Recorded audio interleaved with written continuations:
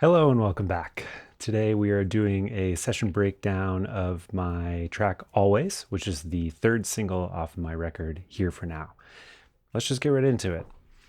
So the first thing to note, because I haven't opened this in a while, is that I completely forgot that this track started as a different track. And I have here these two modular performances, which were basically straight out of the rack, a long form improvised piece. And I'll turn this guy on, where I had kind of like a really dark synth tone underneath it, which was the ensemble oscillator from 4MS. And I just felt it was too heavy for this. So that got muted out. And then I started working with this layer, which was kind of plucking along, which was great. But the whole idea of this record was to elevate the work that existed prior. So this piece became my starting point for what Always becomes. So what I did was I took this modular performance and fed it through my Tascam over here.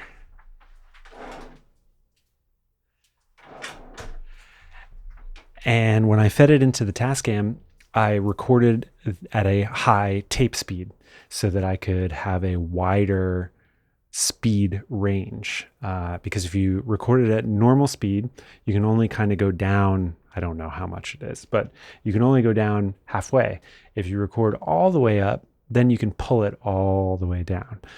So just a quick little tip, record at high speed. So when I did that, I captured it back in, and we get this layer. But when you're working with cassette and speed, there aren't notches in there, so you know exactly where you're going. So I had to kind of tune the speed to a note on the piano so that I knew I would be playing in some sort of appropriate tuning that I'd be able to play on top of it. Otherwise, the performance would just sit the way that it was forever and always because it was kind of in its own key, which can be cool. Which can definitely be cool and is definitely something that I have done and is on this record as well. But in this song, I tuned it so that I could add a few layers to it. So that was just kind of the fun discovery or rediscovery for me, was to see that that's how that started. And then that layer became kind of the bed in which I built everything upon because it was so plucky and had this nice motion to it.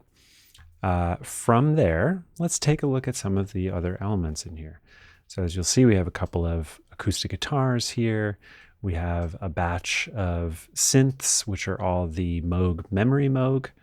And then we have this layer here called Cosmos, which is a effect unit pedal from Soma Synths, and it sits off to here on my left, and it is essentially an effect send from my console, so I can just send stems to it.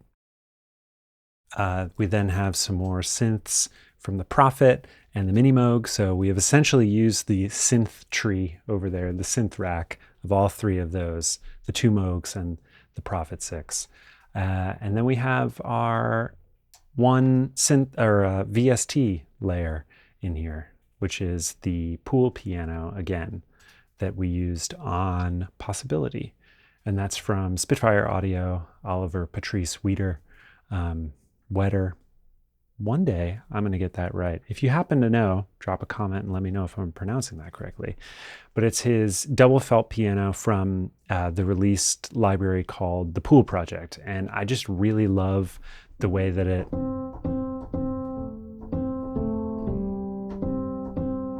has a nice attack to it.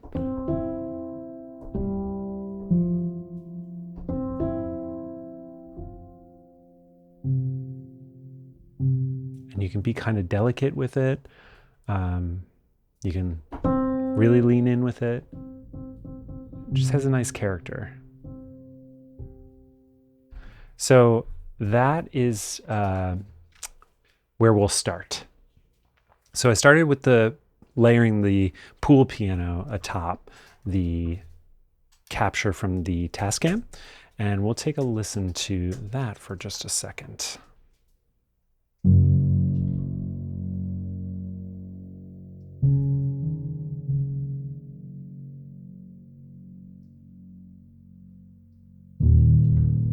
Big bottom end, which I really enjoy.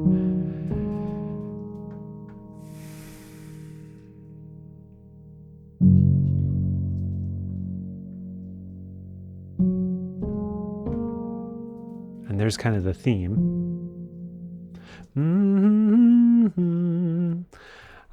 which recurs throughout the piece. So obviously we have the whole piano stem here, and you remember we were talking about the Cosmos pedal, which is this really unique, crazy looper, blender, morpher, ambience maker. So what I did was I fed the pool piano through the Cosmos pedal and captured that back in. So you get this, I'll turn it up, these weird stereo repeats out of time,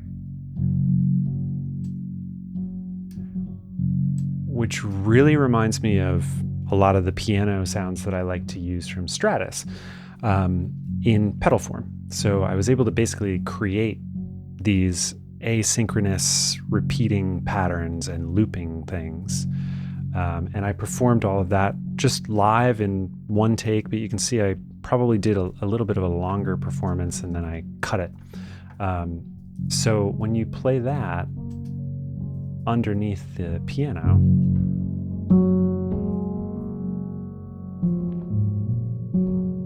you get these really weird clouds of piano notes and chords.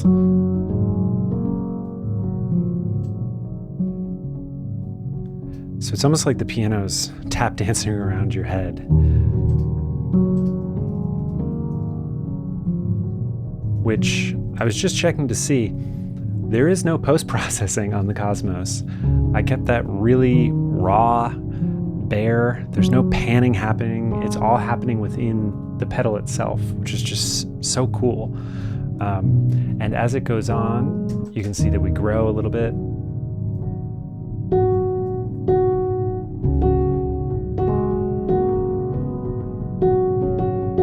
And they play off of each other. They move around just like little butterflies or fairies kind of dancing around your head. Which I felt like this track was really calling for, because when I pulled in the Tascam layer, it's so ethereal and so dreamy and grainy, and you get this little layer of dirt on it from the Tascam because it itself is imperfect. So I wanted to lean into that imperfection with the Cosmos piano, and then also the pool piano. And you start to get this structure that starts happening.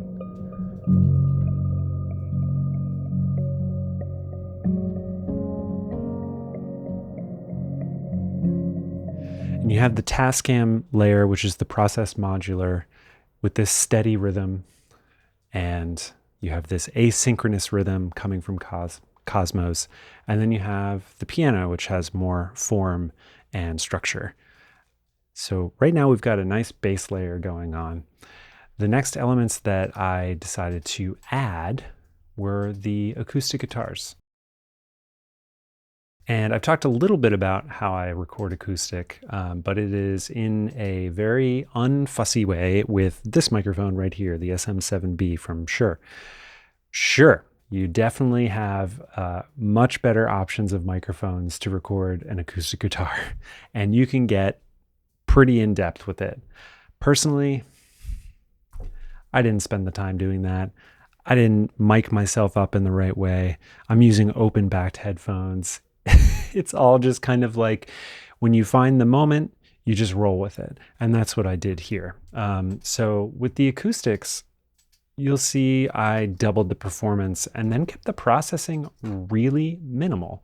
I'm using this SSL E-strip from UAD, and I'm taking out some of the low end there and adding some high end sparkle, and then dealing with a little bit of the high mids. And then I'm putting those through a great reverb plugin from Valhalla called Valhalla Room. You can go from super realistic to hyper realistic to totally transformed. But I wanted this to feel like I was sitting in the room that I was in, but slightly different. And I wanted them to feel really raw, really intimate, and really just close to you. And that's why I kept it very unprocessed and used a room reverb instead of a big cloudy reverb, because we have the Tascam layer doing that. We have the Cosmos doing that, being all floaty. And the acoustics I wanted to be very intimate. So let's take a look here at what's going on.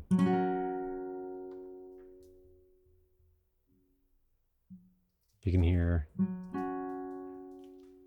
little bits of moving around in the chair.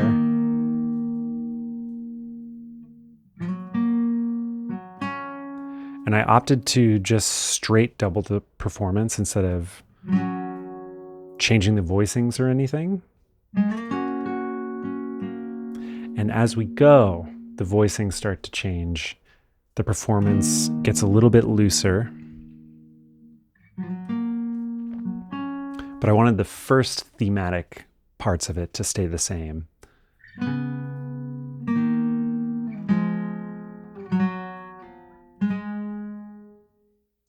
Have those start to pull apart. And then from here, you'll see that there was a pretty large portion of it that I just got kind of in 1 to 2 takes. I did some snipping and some trimming and some moving of things. But for the most part, what you hear is what I performed. And that was the exact intention for these. Intimate, delicate,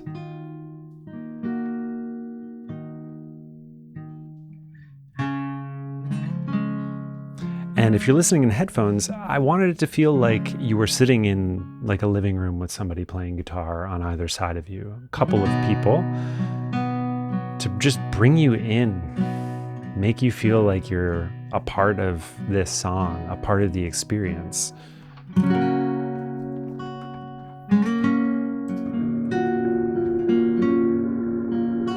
When you put the cloud of the Tascam underneath, cloud of Cosmos there.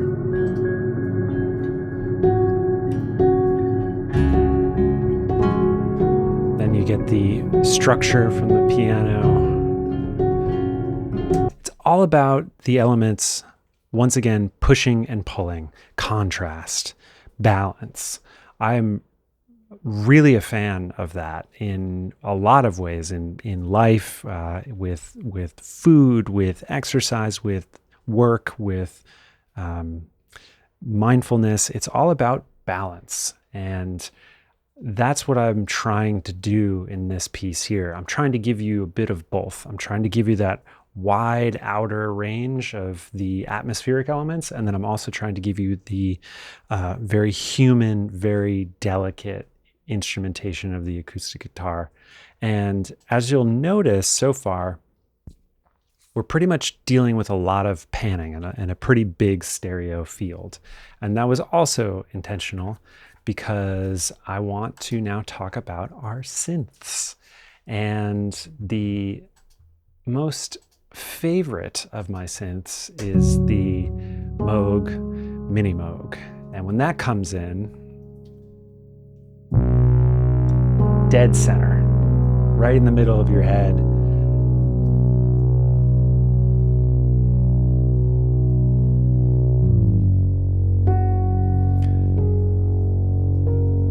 okay, So let's talk about the Mini Moog for a second. Mini Moog is one of my favorite synths, like I just said. It's so emotional. It's so alive. It has these characteristics to it where every time you turn it on, you could get a slightly different performance out of it because it could be in a different mood that day. And I love that. I love something that is reacting to the environment the same way I am. So let's take a look at the signal processing for this a little bit. And we'll just solo out the Mini Moog. I have a limiter first there just to bring the ceiling down, just to catch anything that's a little bit too high. But then we are going through the Empirical Labs Distressor, which is maybe a tip of mine, maybe it's a well-known thing, but I like to treat the Mini Moog like you would a bass guitar. Because right now I'm using it as a bass synth. So I process it as such. And what I love to do is squash that image into as tight of a pocket as I can. And then from there, we then sculpt with EQ. And I'm using the API Vision Channel Strip from UAD as well.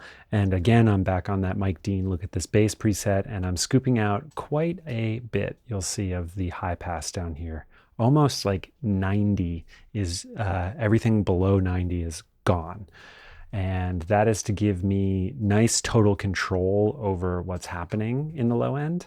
And then I just touch it with the Pro Q3. Slight boost around the 4K range. I mean, not even a dB, but I wanted that area, that little bump right there, to poke out and be the little bit of hair that you hear on that synth, a little bit of dirt. And it's just so gnarly. And I think it's kind of fun to put this dirty, big, beefy sounding synth that is wobbly and sounds a little drunk in its tuning and the way it glides against all these really pretty elements like the piano, Cosmos,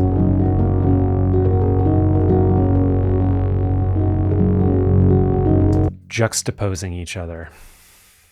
If we add that with the acoustics, let's hear what we get.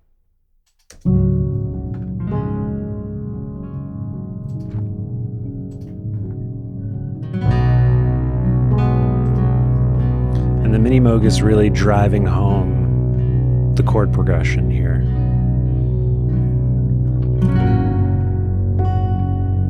And I really like how you can adjust the glide settings on the Mini Moog to be anything from snappy to really long and seasickness sounding. And I like to dial it somewhere in between seasickness and drunk and let it kind of catch up to where you're going. Okay, so we're getting there. You all sticking with me? Let's now take a look at the two Prophets. And these are fun because, what else do we have sold here? There we go, goodbye. The Prophet 6 is such an interesting and unique synth because of its onboard effects, because of its brighter, colder, maybe digitaler settings and feelings. And I like how it sits in a mix against these warm, gooey Moog synths. I think that they complement each other really well. And I often use them together. So we have this layer here, again, playing with the stereo field. And we're also kind of mirroring the pool piano, almost like you're getting this reflective surface that the pool piano is playing off of, and it comes back at it kind of like computerized. This kind of shiny thing that comes back at it, reflective, almost like David Lynch, Twin Peaks kind of weirdness to it. Growing off of the piano. And then we have a layer of the Prophet here that I'm excited to listen to because it is the thing that I am probably most proud of in this song. Sneaking in these weirder, melodic, stranger synth tones.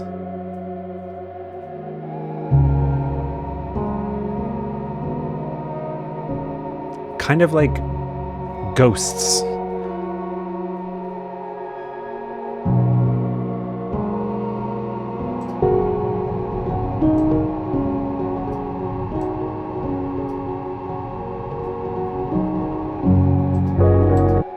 So the reason I like this sound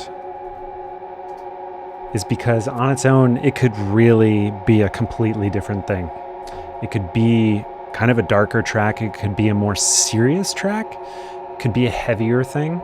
But I love that it just feels like kind of, maybe it's also the time of year that we're in right now, October. It feels very like cartoony Halloweeny to me, in the sense of like if you were to draw cartoon bats with a synth sonically, this is what they would sound like. Kind of like a bunch of ghosts, a bunch of bats, all partying together. And I also like and wanted to create a sound that was going back to this kind of smeary feeling of the cassette tape. So you've got that kind of like mid-range that starts to come in the swirl synth, the Prophet, the Ghost synth.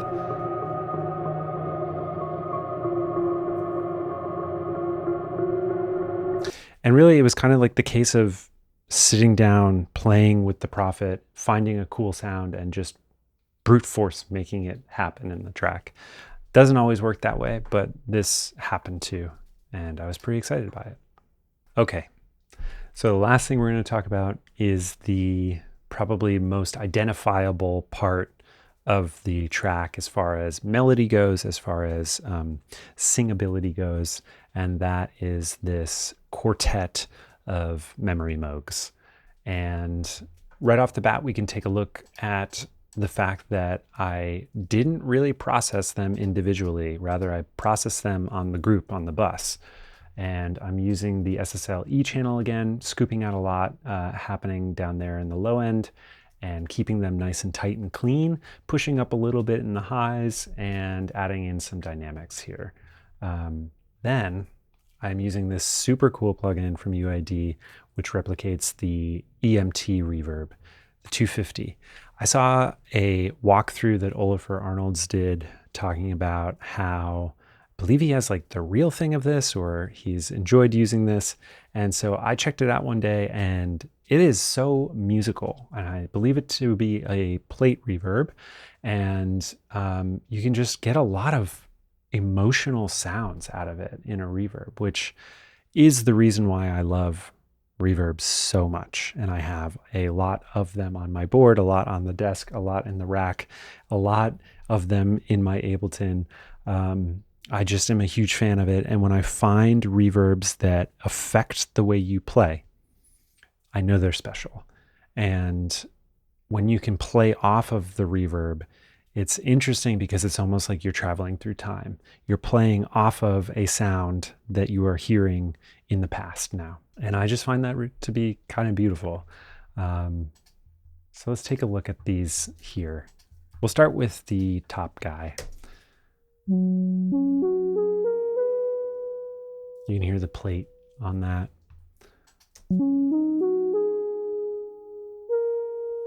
And for me, there's no better synth sound than something that's a little fluty like that. You get that short attack or that quick attack and then that short decay. You get this envelope that kind of is very vocal in a way.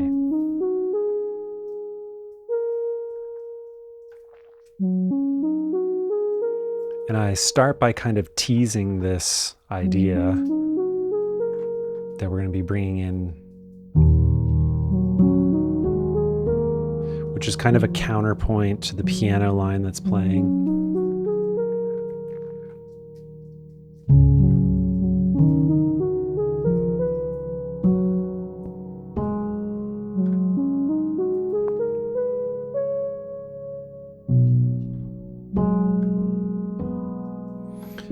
And then you'll notice that we start really getting into the area of call and response.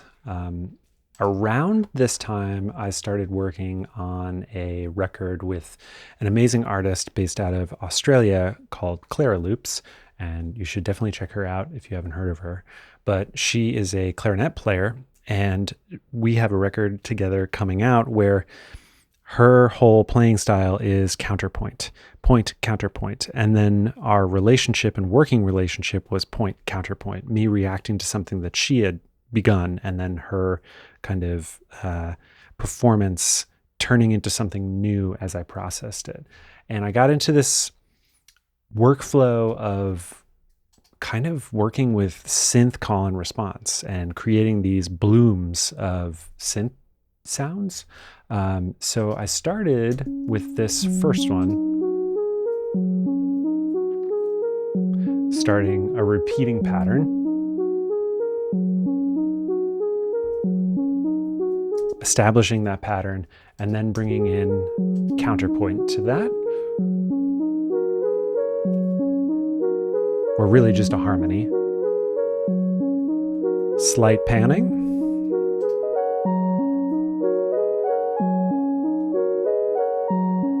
we have our third voice, and if you listen to them individually, kind of not doing anything totally special. You can just really hear the character of the synth.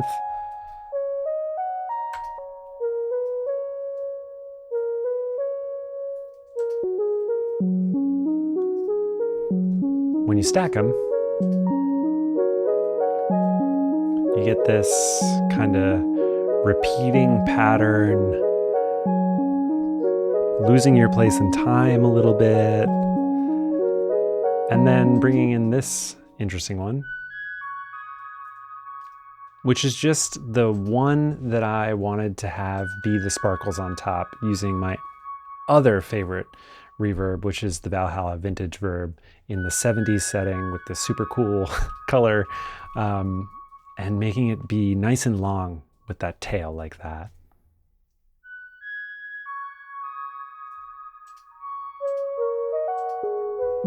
And just in the way that we established the guitars up front, being very uniform, very doubled, and then starting to drift apart, I wanted the synths to do the same thing and mirror that later in the track. So we start with this synth that's very regimented,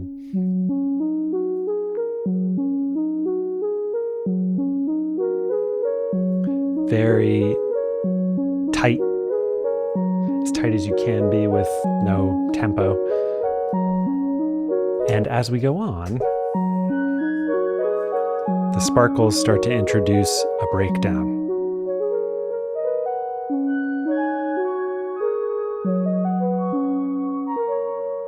And it might be kitsch, it might be cheeky, but it's the trick that I like to do is play off of myself playing out of time to fill in those little gaps and make it feel like you're falling down the stairs maybe a little bit and catching yourself.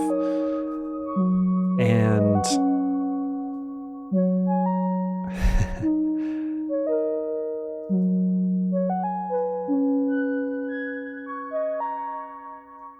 leaving it unresolved because why not? So if we bring in those synths with all of the other synths that we're working with, we've got something worth talking about here.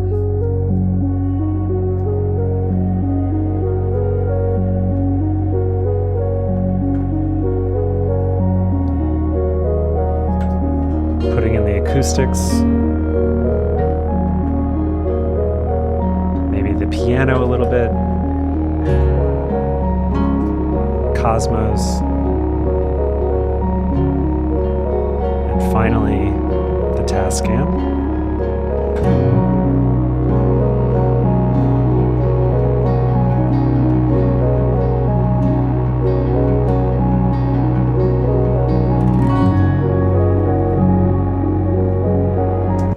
is kind of cool because when you consider that the track started here,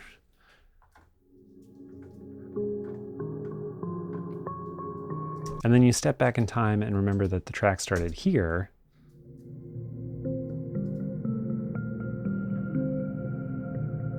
with this weird synth underneath it, and we end up over here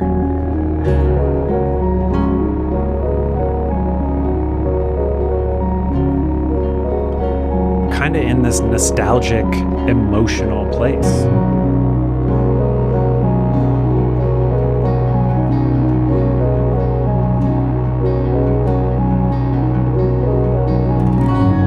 And I think that that is the byproduct of taking a performance and transforming it and using kind of what I had thought was the end product as my starting place. We're imprinting layers into this. We are now working with a fully finished piece as your beginning layer. So you have this depth. And, you know, in cooking, they talk about you have your depth of flavor. You're layering your flavors in there. You're starting with your cooking oil. You're laying in your onions that you want to get translucent and char maybe so that they add a depth underneath to put in the garlic and all of this. You're making, well, quite honestly, to reference one of my favorite shows, you're making the stew, baby. And that is an Arrested Development joke for sure. And when you put it all together like this, the end result is way more sonically interesting than just using the finished piece, which was just a synth performance, essentially.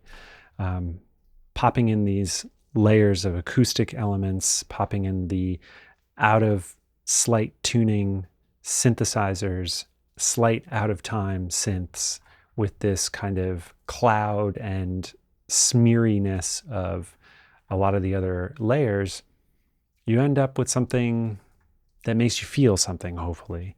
And I remember when I got to the point of adding in the memory Moog, feeling like it finally was starting to make sense to me where this track wanted to go, which then allowed me to go back in and add in that prophet cloud with the ghosts and to kind of finish it off in the way that I thought it really needed.